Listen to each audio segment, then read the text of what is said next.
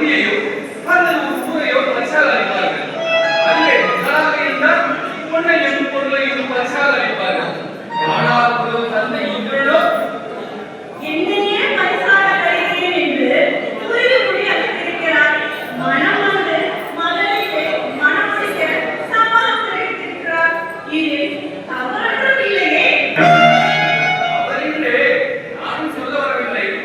ஆனால் பெண் என்பவள் அன்னைய பொருளா என்ன வெற்றிக்கு பரிசாக அளிப்பதற்கு பெண் என்பவள் சக்தியின் வடிவானவள்.